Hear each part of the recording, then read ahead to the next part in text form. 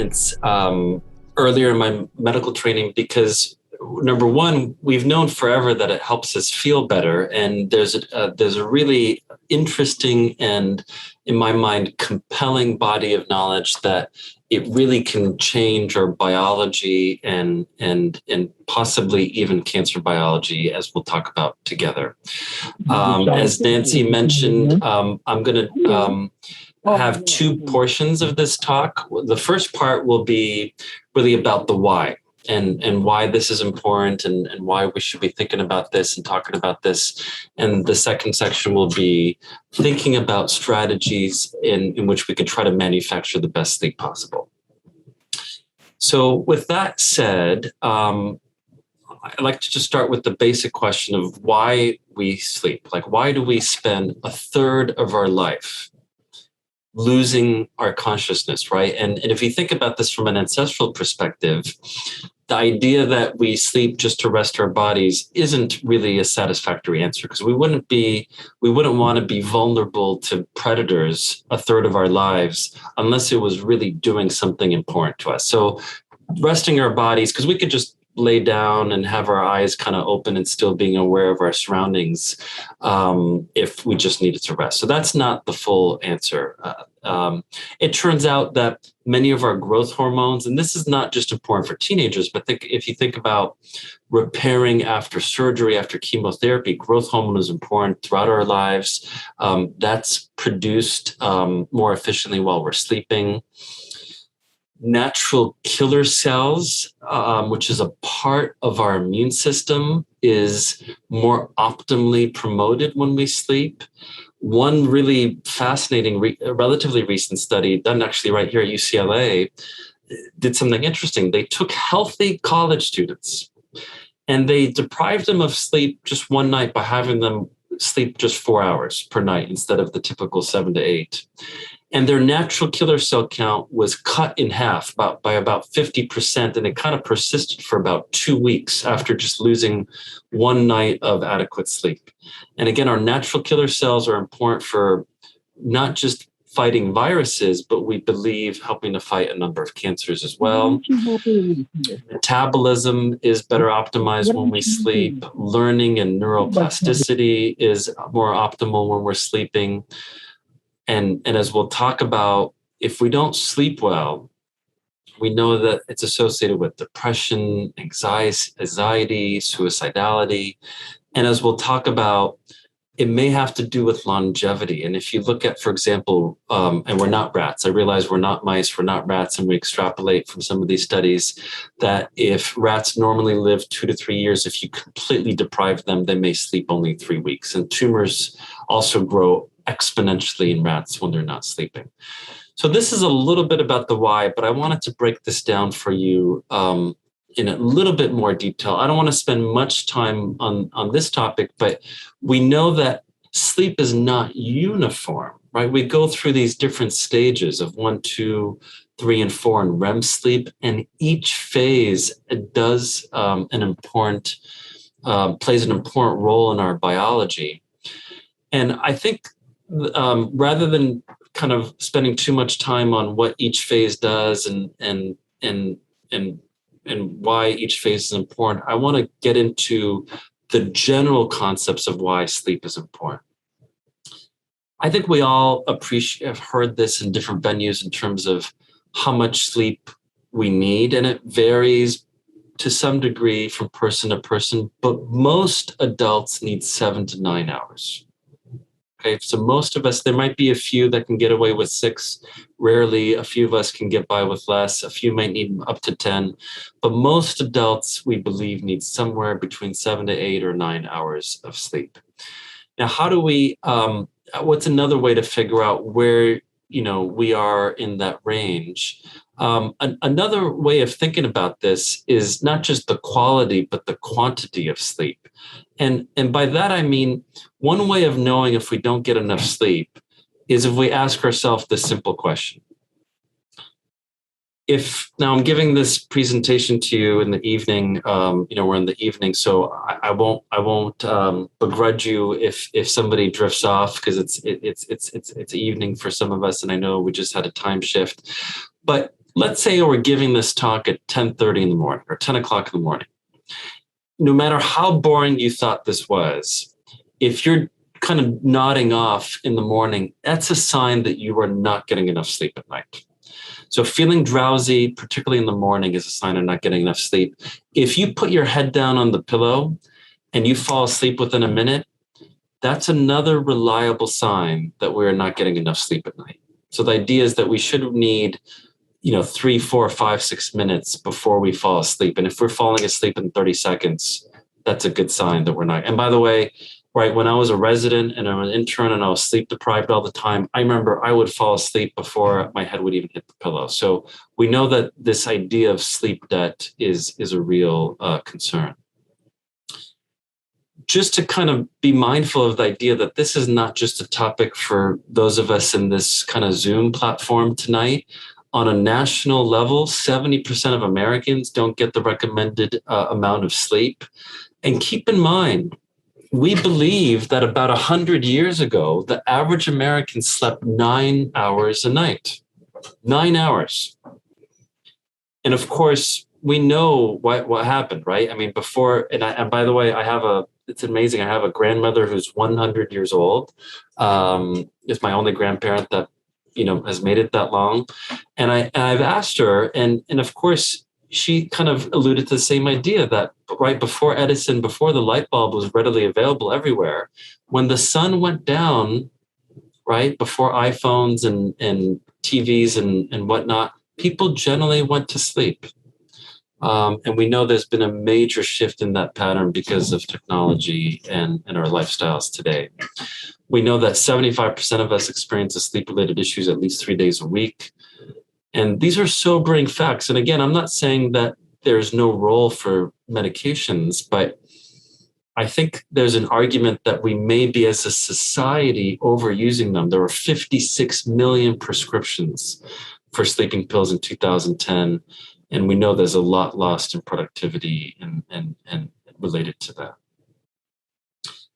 Now, coming to something more personable for all of us in this room, and I don't have to tell you this, we know, and if I took a survey of all of us in this room, I'm guessing about half of us, at least, have some challenges with sleep during treatment or maybe the period after cancer treatment. And again, I don't have to tell everyone the reasons for this. And there are a myriad of them. And these are just some of them, right? The anxiety, the worries, the mood changes, being maybe in physical pain for some of us, or being in the hospital, or having hot sweats as a result of our treatment for, let's say, breast cancer or prostate cancer. All of these factors may weigh in. And again, my goal for this evening, particularly in the second half, is to try to develop some strategies on how to get out of this pattern. Now, one of the things I talk about in some of our programs here at Cedars-Sinai is so-called chemo brain, right? Chemo fog, cancer-related cognitive impairment. And I'm imagining many people in this room have experienced some of these symptoms, at least occasionally. And we know that not sleeping well can contribute to cognitive changes. So there's a lot of overlap between the symptoms of insomnia and the symptoms of not being able to think clearly and have optimal attention and memory. And if you had any doubt about this, and this is just an anecdote, right? But if you think about some of the greatest international disasters in the 20th century, and I named a few of them: 3 Mile Island, Chernobyl, Exxon Valdez, the Space Shuttle Challenger, all of these events, right, really significant events, had somebody not getting enough sleep implicated in these really major disasters. So we know it can impact how we're thinking. And on another level, if you think about just car crashes, right, car accidents, and we all talk about the importance of not drinking while we're driving. Until recently, I don't think there was much attention about the perils of not sleeping adequately and getting behind the wheel. And if you look at this figure, this was clearly showing that, for example, sleeping less than 4 hours is associated with a 12 times increased risk of a car crash. Even sleeping just 5 to 6 hours, which is right what a lot of Americans get, that almost doubles your risk of being in a car accident. So another important concept to be mindful of in terms of the importance of sleep. This is, I thought, more interesting than anything else, but very briefly, if you look at even the performance of professional basketball players, those who sleep more than 8 hours a night got to play more, made more points, did better free throws. And if you got less, you were more likely to have turnovers by 37%. You were more likely to foul another player by 45%. And what's interesting is this has been associated with the increase in stage 2 sleep, which is associated with motor coordination and dexterity. If you look at, for example, infants, when they're transitioning from crawling to walking, you'll see a spike in the amount of stage 2 sleep they're getting. And the theory is that this stage seems to be really important for, again, our agility, our dexterity, our mobility, et cetera. I always assumed, and I think many of us do, that that if we want to lose weight, we should probably sleep less, right? Because somehow we may think that we're moving around more and burning more energy, but it seems that it's actually the other way around. It may seem counterintuitive to some of us, but better sleep is associated with better metabolism, which then leads to a decrease in obesity. And if you just look at trends, remember I said we used to sleep about 9 hours as a society, and this is just an association, right? But as we've slept less as a society, obesity has just gone up. Now, again, this doesn't prove causation in and of itself, but there are other animal model studies that have also echoed the same idea that if you want to lose weight, you probably should pay more attention to how much sleep you're getting, even though it may not seem intuitive to most of us at first. I'm going to skip this. This is another study that was really just highlighting that idea that if we don't sleep well, and I'm going to focus on this last bullet, that actually leads to more hunger. It leads to an increase in appetite. We have, when we're not sleeping well, our impulses are disinhibited to some degree, so we have more junk food. And then, as I mentioned earlier, some of the pathways associated with metabolism may not be optimal. So all of these reasons seem to associate with weight gain if we're not sleeping adequately. Now, what I do want to spend a minute on, though, and this is, I think, a really compelling part of science biology, is it turns out that sleep is really important for the housekeeping of our brain cells. And let me expand on that and explain what you're seeing before you on the slide. By way of introduction, I think many of us have heard of this idea of our lymphatic system. So, for example, I imagine some people in this room may have something called lymphedema, which is, for example, if somebody had breast cancer and had some lymph nodes removed from their armpit, they may not be able to kind of clear some of the toxins, some of the debris in their arm, and they may get an accumulation of this fluid, and that causes something called lymphedema, which is usually treated with physical therapy. Now, it turns out our brains also have this system, this lymphatic system that needs to clear out some of the debris and some of the neurotoxins. And what's really interesting is that we've learned relatively recently that these channels for the lymphatic system in the brain are really more open and more active when we're sleeping.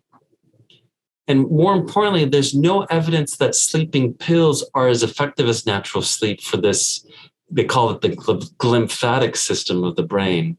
So, and again, there's a number of scientists studying how, for example, things like Alzheimer's or Parkinson's or other neurodegenerative diseases might be related to inadequate sleep because, again, when we're sleeping, we're naturally kind of cleaning some of these neurotoxins from our brain. So another idea that we might be mindful of. Now, in general, I would say that there's pretty compelling evidence that not sleeping well is associated with fatigue, cognitive fogginess, being more irritable, poor memory. It turns out that high blood pressure is associated with poor sleep, depression, obesity, as I mentioned. it may be able to talk about this, that some cancer types are associated. And cytokines is just a fancy word for inflammation, right? We've all heard this idea that chronic inflammation may not be optimal for our health. And it seems like if we're not sleeping enough or well, that may lead to more inflammation. So since I brought up this possible association with certain cancer types, I want to expand upon that a little bit. And we could start that conversation by looking at night shift workers, right? And there are many people that have worked night shifts. I have in the hospital, physicians, nurses, factory workers. Others may have to spend part of their lives working the night shift. And it seems that being a night shift worker might increase our risk for certain cancers. I've listed them here: breast, colon, prostate, endometrial, possibly others. And there's a number of reasons that have been proposed that I'm going to talk about, that it may lead to more inflammation, as I was just referring to. It may suppress our immune system somehow. But it's really, the evidence has been compelling enough such that the World Health Organization now has said that night shift work is a, quote, probable carcinogen. Okay, I'm going to say that again. Night shift work is associated as being a probable carcinogen because of these studies that have emerged over the last decade or so. So then why is it? Like, why would working in the evening and sleeping the day, why should that make any difference in terms of how my inner biology is playing out? And it seems that part of this reason has to do with our basic biological clock, which is known as our circadian rhythm. Right, so circadian is originally meaning about a day, right? So our whole body is based on this idea that we have this clock that controls all of our cells to some degree. And it turns out that the master clock is up in our brain, in the hypothalamus. And this hypothalamus in our brain, again, controls virtually all of our rhythms throughout the rest of our body. Now, again, what controls then, if I told you that the central clock is in our hypothalamus, then what controls the hypothalamus? And as you've probably appreciated, the primary regulator is light. And as you can imagine, for millions of years, we've lived in a way such that there is light during the day, and then there's darkness at night. And this duality of having light during the day and darkness at night has been the primary regulator of this biological clock, of our circadian rhythm. And as you can imagine, I imagine you know where I'm going with this. What is our world like today? Right? And we're just flooded with light at night.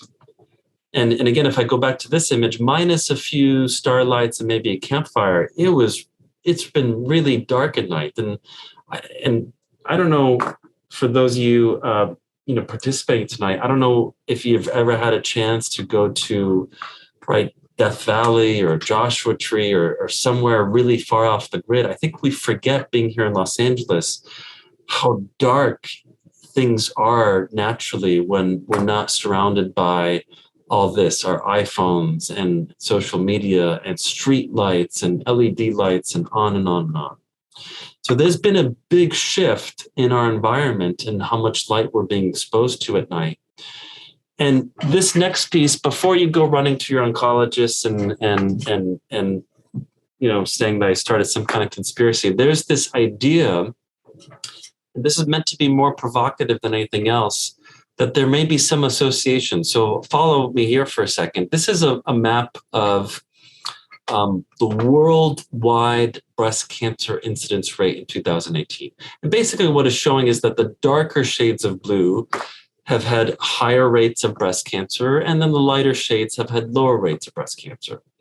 And I'll be the first to admit that this is complicated, the reasons behind this, and there are probably a multitude of reasons that may account for this. And again, I know I'm just talking about breast cancer. I'm not talking about lung cancer or lymphoma or other cancer types. We're focusing on this topic for the moment. But as you look at this image, right, the darker shades are like in North America, Argentina, Australia, Western Europe for the most part. And the next slide is basically a Google image of Earth at night, showing where you have the most amount of light at night. And just kind of just look at the pattern. And I'm going to kind of toggle back and forth between the breast cancer incidence rate map and a Google image. Now, I hope you agree that there's an association, right? There seems to be a lot of correlation between where you have the most amount of light at night and where there are higher rates of breast cancer. I'll be the first to admit this does not prove causation, right? So we cannot say that X leads to Y just because of this apparent association, but at least it raises an observation that might be worth looking at. And in fact, there have been a number of studies that have tried to look at this. And please take what I say now with a grain of salt, because as we know, science is not black and white, in my opinion, and it's hard to come by really clean and perfect studies. But here are some points that might be worth paying attention to. Number one, there are studies that have shown that at least there's an association with certain cancer types, and this study showed breast, prostate, pancreatic cancer, with countries that have higher amounts of light at night. And again, association does not prove causation, but it's an observation that I think we have to at least pay attention to. There have been some reports that have suggested, and this is kind of mixed, that women who report longer sleep durations have lower rates of breast cancer. Again, this is mixed. There was an interesting report that blind women have lower rates of breast cancer. And there's been a number of other reports that more light at night is associated with a higher rate of diabetes, depression, obesity, dementia, for all the multitude of reasons that I've been alluding to. Now, this was back in 2010, 2009, and I've been talking about this topic for a number of years. There has been more compelling research the last few years. This is from 2017. This is from the Nurses' Health Study. So this is a much larger study where they basically looked at the home address of nurses with breast cancer, and that's what you see at the top, and they kind of put the little dots of all the people that have breast cancer. And again, with even this larger study, there seems to be an association with the kind of the light grid and how much light there is at night. Again, just an association. Now, it's hard to prove these things, because you can't control, there's no study that controls for these various factors. But there was another study, and this is just very recent from 2020, that basically found that, again, in a large group, that those that had the highest amount of light at night had about a 10% increase risk in postmenopausal breast cancer. This was only shown, and I should say, excuse me, I'm going to go back. The association seemed to be strongest for those that had hormone positive or ER positive breast cancer compared to those that had ER negative breast cancer.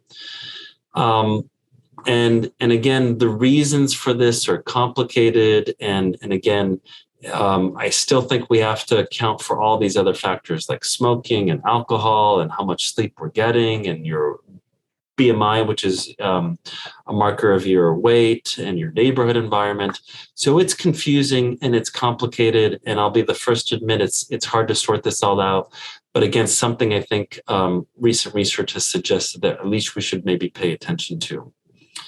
Now, it's hard to control for all these variables in these kind of human studies, but one of the advantages of kind of these mice studies is that we can't control, right, the environment completely.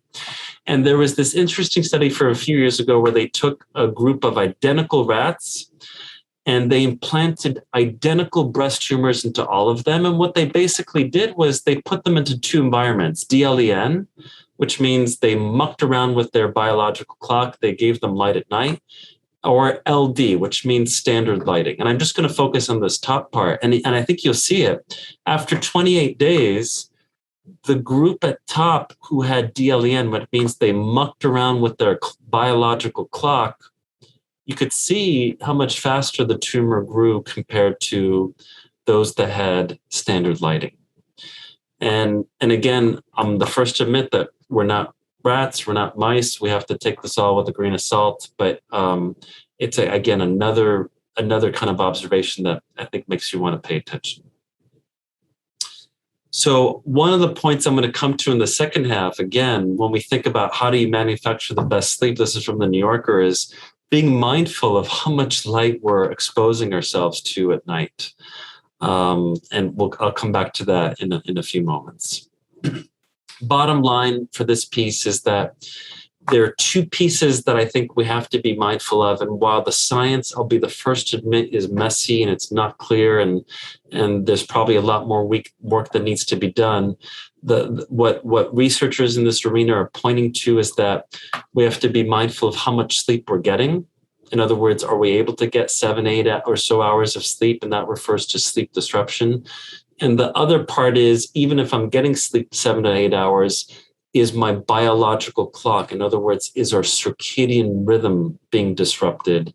And they both seem to be having some value in terms of how our inner biology is working. Okay, so now that I've thoroughly depressed everyone, let me change gears and see if there's any questions about the why, on why getting enough sleep and keeping our basic biological clock in check before talking about how do we cope with this issue. Because I think the second half is going to be more important. So if you have any questions, please put those in the chat box now, because we're going to take a few, or Dr. Asher will be taking a few questions now on that first half. And if you're not sure, if you don't have anything now, I'll be happy to take questions about that first half at the end, if it comes to your mind later as well. Okay, so I think let's get into the part that I think is more important for all of us, which is how do we manufacture. So I see a question did come through. What if a person naturally wakes up after 6 hours and you feel rested? Again, so if you're one of those people that generally feels refreshed in the morning, and if I gave a terribly boring presentation at 10 o'clock in the morning and you're not kind of drifting off, I believe you are good. You're one of those lucky people that might need a little bit less. So again, there are some people that naturally need 9 or 10 and some that may need just 5 or 6. But most may need 7 or 8. But if you feel refreshed, I think you're good. Good question. Okay, coping with insomnia. What I don't want to spend a lot of time on, which is I think the question that comes up for many of us, are medications, right? That's the first thing that comes to mind is, well, let's just take a pill to fix our problems. And I'll be the first to admit there is a role for medication. So if you're working with your doc and this is working for you, I do not want to interrupt that relationship. But I just feel like we need to have a broader view on how to optimize sleep beyond medications. A few caveats without trying to depress you.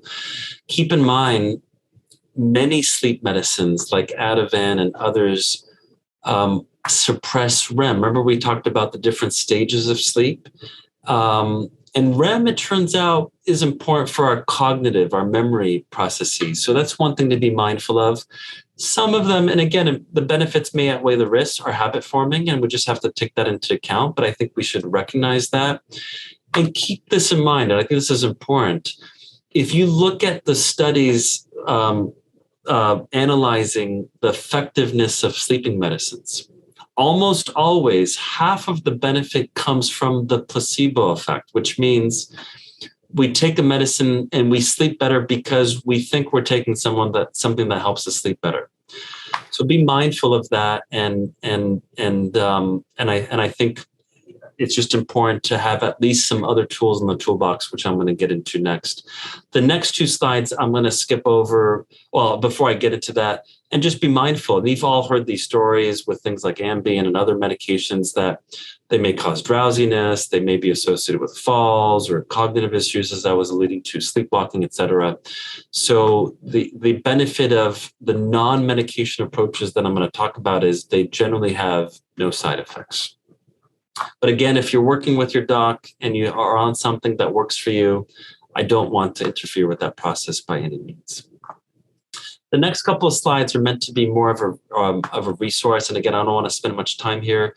If you have trouble falling asleep, but you stay asleep okay, and if you're going to consider a medication, you really want to choose something that is kind of fast acting and doesn't have a hangover effect the next day. I listed some of those options here. But if you're one of those individuals that you fall asleep fine, but you have a hard time staying asleep, then you may want to work with your doc on something that's a little bit longer acting. I listed some options here, but keep in mind, these drugs may have more of a hangover effect, and you have to weigh the risks and benefits. Again, I don't want to spend much time on the medications for the reasons that I mentioned. I really want to spend a couple minutes on how do we manufacture the best sleep possible naturally. And I think there's a number of strategies. These all have different levels of evidence. I'll tell you when I think there's higher levels of evidence for the things that I talk about and which things are maybe a little bit more anecdotal, but I think it's just useful to be mindful of the various tools. Okay, so let's start. This is the more important part. Idea number one, and I'm sure you're aware of this, be cautious with caffeine. And I think what many of us forget is that caffeine may be great for many of us in the morning, and it may be up to midday, but the half-life is anywhere from 5 to 7 hours. So if you took a cup of coffee at 4:30 in the afternoon, 50% of that caffeine may still be in your system at 10:30 at night when you're trying to sleep. And so be mindful of this. This is a quick fix if you're one of those individuals that are having a hard time sleeping and you have caffeine in the evening. Also be mindful that decaf does not mean non-caf. So if you have 3 to 4 cups of decaf in the evening, that's like having a cup of coffee, and that may also be keeping you awake. So be mindful of this idea. I just share this just to be a little bit light for a moment. This was a NASA study where looking at the effects of various drugs on spider web building. And this is how, of course, a spider builds a web normally. And this is how they operate on LSD and speed and marijuana. And you could see caffeine, they were all over the place. It seemed like they did the worst job there. I personally believe that if you're sleeping well and you have some, let's say, coffee or green tea in the morning, that there may be some synergies, and for some of us actually may improve our performance. But again, I would just be cautious with how much you're consuming in the afternoon and evening. Okay, I hoped I made the case for the second point in the first half, but I really believe that we should be mindful of how much light exposure we're having in the evening, and particularly before bedtime, for all the reasons I was discussing before. And this doesn't take much of an investment in terms of our dollars, but just turning off our phones, our bright lights, and whatnot. I think most of us would agree when we go on a nice vacation, many of us sleep better. Part of that may be we're just relaxed because we're on vacation, but I would argue that if you think about most nice hotels, right, they all have really nice blackout shades, generally speaking. And I don't think it's an accident, because I think, these industries know that when you have really good blackout shades, your guests are going to sleep better because you're really blocking out all those lights. And I think we often forget how much of the street lights and peripheral lights from the outside kind of filter into our rooms when we don't have good blackout shades. So I think it's worth the investment. The second idea that I was alluding to earlier is being mindful of blue light. And as you may be aware, of course, that light comes in a spectrum, right? The light that we see has a spectrum from the blue wavelength, which is the shorter wavelength that you see here down at the bottom, to the higher wavelengths, which is the red wavelength. And there's this belief that the blue wavelength of light is great for us during the day, but it's something we don't want in the evening. So what do I mean by that? So blue wavelength light, which we can get naturally from the sun and being outside during the day, is associated with better cognitive ability and better memory, alertness, reaction time, executive function. And getting this stuff during the day may help us actually sleep better at night. But the problem is when we're exposed to a lot of the blue wavelength light at night, that may actually negatively impact our sleep. And for those of you that may not be able to get outside for whatever reason, because you're in treatment or you're in a indoor setting for a variety of reasons, an LED light, it seems like, is probably the best way to reproduce what we can naturally get from the sun in terms of getting the blue wavelength.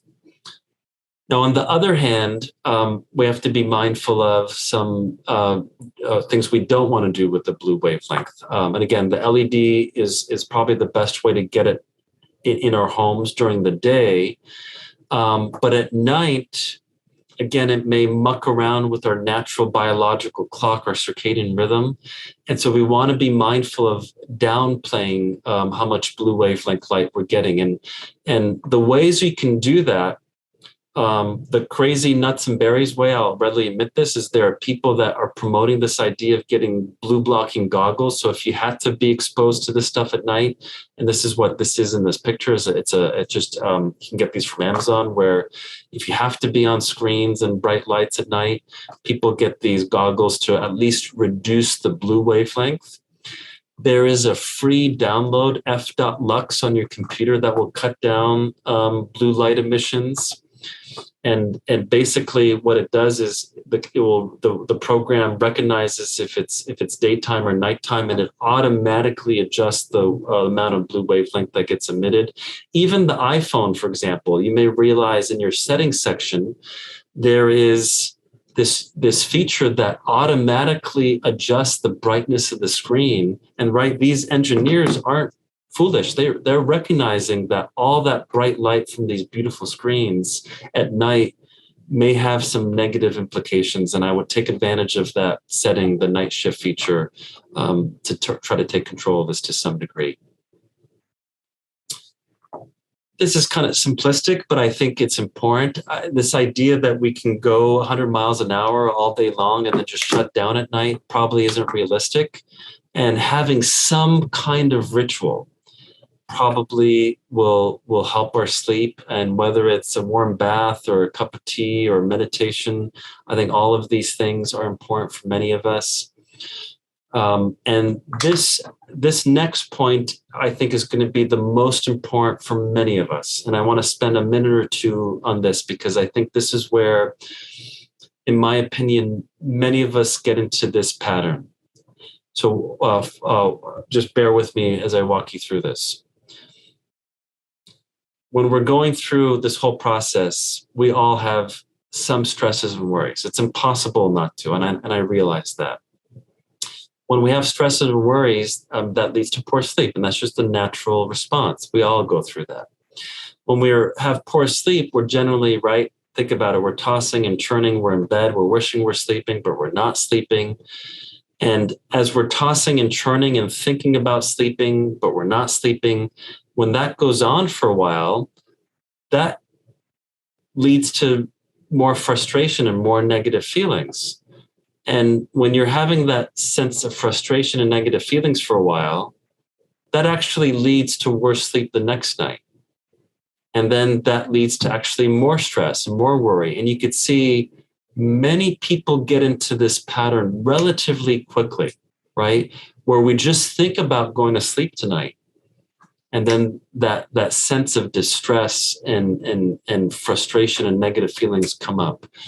And the best way, in my opinion, to get out of this pattern is something called stimulus control theory, which I'm going to talk about. And this was actually shared to me by one of my patients.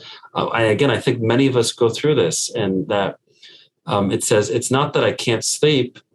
I just really need the time to consider every possible thing that could happen ever when I'm in bed, right? We get into this pattern where we're just laying down in bed and we're just thinking about all the things that are going through our mind all day.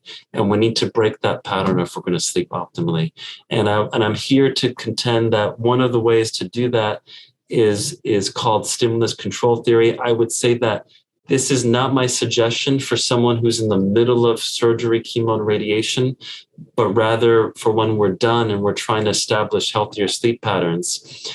And this is how it works. It takes a little discipline, but it can work for many of us. That rule number one is you only go to bed when you're sleeping. And by the way, I only say this part jokingly, you have to make your bedroom kind of look like this picture, right? There's no piles of work and just distractions. You want to make it a serene, kind of attractive place, ideally.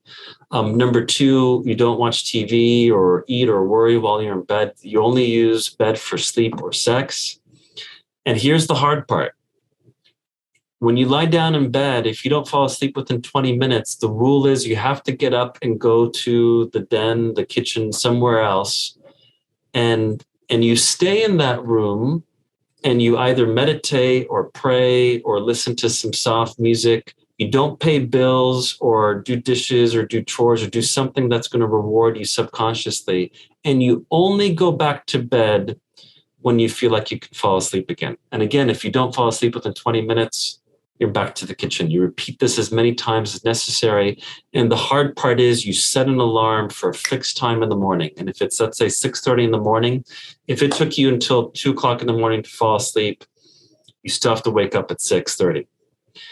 And the challenge is, if you can't take a nap that day, the next night when you want to go to bed at 10 o'clock, there's a lot of sleep inertia to want to get you to sleep faster and more efficiently through the night. That's one reason why it works. The other reason is that you're learning to subconsciously take those associations to the kitchen or the den and not the bedroom where many of us have our associations, that the bed equals the time when I'm going to be tossing and turning and thinking about everything that I have to contend with in my life. So this is a part of a larger program called Cognitive Behavioral Therapy for Insomnia. And if you're making any mental notes, this is the best treatment for insomnia for most of us. And this is not me saying this, it's every major national guideline and sleep expert that would tell you to try this first. It involves sleep hygiene, which you're going to get a handout on, relaxation techniques, stimulus control approaches. It involves something that I don't have time to talk about, which is cognitive restructuring, which is basically reframing our kind of beliefs about sleep and how to try to get better sleep. The science shows that it works. And I'm here to tell you that you can either get this with a therapist that's trained, or there are now online CBT insomnia programs that seem to be quite effective. And there are you have to usually register, but there are a number of good programs online that you can find as well. This is probably, again, the most important. But just to round out the list, right, we know that when you exercise regularly, that people sleep better. I mean, I think we all have kind of seen this pattern. Again, this is much lower on the evidence totem pole, but there are a few studies looking at collagen, which you get from bone broth, for example. You may be aware that bone broth has a lot of collagen. The collagen has this amino acid called glycine, which makes serotonin and which is needed to produce melatonin. And there are some studies that glycine, which you can get either through like collagen powder or just through bone broth, may help some people sleep. Take what I say with a grain of salt. There are other studies that, just even a simple cup of chamomile tea may help some people get better sleep. Lavender aromatherapy, they're small kind of case reports and case series. It may help with anxiety. I would suggest not lathering this stuff all over you, because there are a couple of case reports with breast cancer that actually caused breast tumor growth, but at least the aromatherapy should be safe, and for some people may be helpful. A lot of people ask about melatonin. I don't usually, again, like to start with these supplements, and please talk to your doc. But for some people, it may help the circadian rhythm get re-regulated. I would remind you, if you're not aware, that we make melatonin naturally when you get light, natural light through our eyes during the day, coupled with darkness at night, right? If you do those two things, have light during the day and try to get some dark exposure at night, your bodies will naturally make melatonin. So that's another idea to consider. And again, I realize I put this all on the list, but there's some studies that might suggest acupuncture or yoga or music therapy or mindfulness programs or just spending time in nature or prayer for some. All of these things may have some value. And I mentioned all these ideas not to bombard you with all these things that you have to do, but again, to hopefully broaden the menu of ideas that you consider, rather than just relying on medications alone whenever feasible. And so just to conclude, I just want to leave you with a final couple of suggestions. So number one, again, especially if you're not in active treatment, I would say sticking to schedule would be a good idea for most of us for having a better sleep pattern. I would be, again, mindful of having caffeine in the afternoon, because again, it could take about 8 hours to really wear out of your system. I didn't spend much time talking about this, but alcohol may help some people fall asleep, but the quality of the sleep is not as good. And we know that REM sleep actually is reduced when you drink alcohol. So be mindful of that as well. In general, I would be generally suggesting to avoid naps after 3 o'clock in the afternoon, because again, it may impair your ability to sleep through the night and the evening.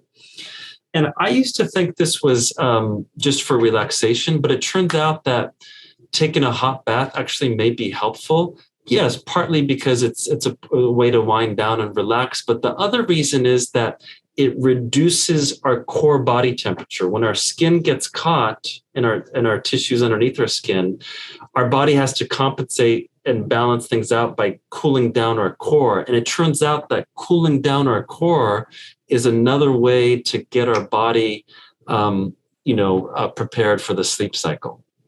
And along those lines, there are many sleep experts that will argue that as a society, we're just overheating our homes. If we want our houses to be 74 degrees day and night, so we keep this at this kind of constant temperature. Whereas many people think that the ideal temperature for sleep is around 65, more or less, with this idea that cooler environments help prepare our circadian rhythm for better sleep. So just some other ideas I would encourage you to at least consider. And again, the reason why you don't want to lie in bed awake for more than 20 minutes at a time is because you'll be surprised. But if you do this for a week or two or so longer, after a while, subconsciously, you'll start associating that the bed equals insomnia. The bed equals tossing and turning and thinking about all of our concerns, and you want to try to separate out that association, so that ideally when you think about sleep or your bed, you just have that nice kind of relaxing feeling, and that really helps subconsciously manufacture good sleep. So I know I kind of threw a lot of ideas. I'm just going to end with a couple of lighter comments. These are all from the New Yorker. It says, you can't sleep. Have you tried meditating, then reading for an hour, then going to the couch, then back to bed, then counting backward from 10 million, then taking a sleeping pill? I know all these ideas that I'm throwing at you may seem like a hassle and a lot, but Hopefully you'll just pick out the pieces that work for you. And I'll conclude with this cartoon. I dreamed I got 8 hours of sleep. So I wish you all, I hope, better and good quality sleep in the days ahead. I know it's hard with some of the cancer treatments to do that, but I'd love to entertain any questions or concerns you have at this point. Thank you all so much. Thank you so much, Dr. Asher. That was such valuable information. As he mentioned, if you have any questions, please feel free to put those into the chat box. I had a quick question actually while we're waiting. Dr. Asher, are you familiar with the phone apps, which one of them is CBTI and the other one is called Insomnia Coach? And they're put out by the National Center for PTSD through Veterans Affairs. Have you heard of those two? And what are your thoughts on those? I have heard of those two. I don't think I'm qualified to say which of the myriad of CBT insomnia programs are the best. There's one called Sleepio that I could anecdotally tell you a number of my patients have found helpful. The one that you mentioned put on by the VA, I've heard great things about. I could just tell you generically that the research has shown that whereas we used to think that you had to go to a therapist one-on-one, which can be expensive and hard to find, that the online CBT and I programs seem to be very effective. That I could say which one to choose. I don't want to misguide anyone, but I think it's a great point. Okay, great. There is a question in here asking, is it okay to take melatonin regularly? That's a hard one to say across the board. I would definitely encourage you to talk to your doc. Again, my preference generally would be, there was an amazing sleep expert from Stanford. He lived almost, I think, 100 years, who recently passed away. His recommendation was, and I know this is not feasible for most of us, but when people had sleep issues, he would prescribe a 2-week camping trip. And his anecdote was that when you're out camping, right, you're getting natural light during the day and coupled with that incredible darkness at night. And his argument was your body then is going to naturally get the circadian rhythm and melatonin production regulated. I generally use melatonin for the short term or when we're traveling, right? When you're having a time shift, it helps kind of reshift our biological clock. Beyond that, I would just, work with your doc and decide if it's a good decision to kind of use it perpetually. I will tell you, and I don't want to get off topic, that there's some people that believe that melatonin has anti-cancer benefits, which is a whole nother discussion. So if you're using it for that reason, that's a whole nother talk. And I think it is interesting to consider that point. Okay, great. There was a question that came in privately that's asking, what about sleep disruption, like having to urinate 2 or more times a night? Another good point. And sometimes that has to be sorted out with either your general doctor or urologist to see if there's anything that could be done. I generally feel like it's not an issue if you get up, go use the restroom, and then fall asleep within a reasonable amount of time. But if you're up for an hour and a half after you get up to use the restroom, that's when, again, it's really worth considering talking to your doc to see how we can, find some kind of solution that makes sense. Okay. This one's asking, does it make a difference, the regularity of sleep? In other words, if you sleep well 4 to 5 days and 3 days you don't, so you have to catch up sleep sometimes or some days. Great point. There is this concept, and I didn't spend much time on this, known as sleep debt. So if I need, for example, 8 hours a night, and I get, let's say I'm getting 6 hours a night, there's this idea that I need to pay back those 2 hours a night by getting a little bit more sleep over the weekend. And I think if you can't have a regular sleep cycle because of work, because of small children, because of whatever the factor may be, then getting a little bit extra on those 2 or 3 other days, let's say the weekend, probably would be your next best option. Okay. Now we have a question asking, does gabapentin affect REM sleep? To the best of my knowledge, no. There are a number of drugs that do. To the best of my knowledge, gabapentin is not one of those drugs that affects REM sleep.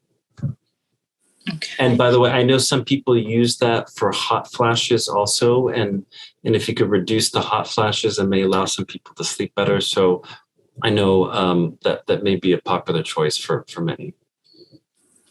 Okay. And for those asking about getting a copy of the presentation, this will be posted on the South Bay Survivorship Consortium webpage, which is hosted by Torrance Memorial.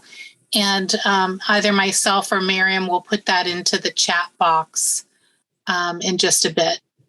Next question is asking, I'm tired at always being tired from stroke and AFib medicine after 4 cancers and a pre-cancer. How much sleep is too much? I really want to be empathetic to that, because many of the things that we were discussing, like, for example, stimulus control, getting out of bed for 20 minutes, and I hope I highlighted, that's really intended for people if you're out of treatment and you're working on reestablishing a new routine. When you're going through more longer term treatment, I think it's a different set of solutions that we need to think about. And I wish I knew more about, the individual situation. We often talk about figuring out exercise regimens to give a little bit of boost of energy, sometimes medications, but what I don't want to do is punish or make anyone feel bad about being in bed too much or sleeping too much when you're going through a lot of medical challenge. And so we have to be sensitive to that side of the spectrum as well. Okay. Next question here says, when mentioning exposure to light, are you referring only to light we see, or does it also include light on our skin? It's a great point. And just to kind of make sure I convey this point correctly. So vitamin D, which I know many of us think about, we absorb through our skin. So we have to have some exposure so that we can manufacture vitamin D. But for biological clock function and melatonin production, it's the light that we get through our eyes. And even if it's a cloudy day, right, the light will penetrate through the clouds and into our eyes. That's why I often tell people, whenever feasible, to try to spend 30 minutes or so outside to get some natural light exposure for these reasons. Okay. Lori is asking, some of my friends read in bed until sleepy as a routine. Is that not a good idea? Great question. It's a perfectly fine idea if it works for them. And those suggestions that I was alluding to about those rules, that and I'm glad you clarified this, that was really intended for people that are having challenges with sleep and sleep maintenance, and we need to break the pattern. If reading in bed, I do that, I can tell you that is part of your routine and it works, and if you're not having sleep challenges, no reason to change. Now, I will admit, though, I'm not using bright lights anymore after seeing this research when I'm reading in bed. So you can get, bulbs that are on the red wavelength of light that it's plenty to read off, but doesn't expose you to that kind of light. So I could just tell you personally, I've made that choice. Okay. Yeah, there's a question a little bit out of sequence, but asking along the same lines, is using a LED light to read in bed okay? So I don't think so. I think it depends on the LED light and the brightness of it, because even that can have a big spectrum. So and I don't have committed to memory what the power of that bulb should be. But in general, when you even go to, for example, Amazon or whatnot, they will tell you which night lamps have reading lamps have are on the red wavelength, because I think there's been recognition of how important that is for optimal sleep. And the question about Namenda, I would just, to Tom, I really think it would be prudent to talk to your doc about sorting through any complications from that medication. Okay, great. And you'll see on there, Miriam did put the website, torranceMemorial.org/SBSC. So I think you want to probably give it about a week or so, and then it should be posted up on the website, the recording from tonight. So let's see. It looks like we have made it through all of the questions. I see lots of comments too. A thank you, great talk. And Dr. Asher, we're just so appreciative. You are so knowledgeable about this topic and present it in such an easy to understand way. So we thank you for being here. One last question here. Nita's asking, or she received a question, how does seasonal affective disorder play into this issue? So I think that's a great point also, because, right, there's this idea that for some of us, when we get into the winter months, particularly those that live in higher latitudes, Scandinavia, Alaska, et cetera, have mood changes. And I think it's very tightly associated with, to some degree, circadian rhythm changes and all the different biological processes. And as you may know, one of the effective treatments for that is having bright light exposure during those winter months. And by the way, not to get too much offhand, but there's been some studies that have suggested that bright light exposure during the day is also effective for fatigue from cancer treatments. So because we live in Southern California, I think the easiest way to do that, again, is to spend a little bit of time outside whenever possible.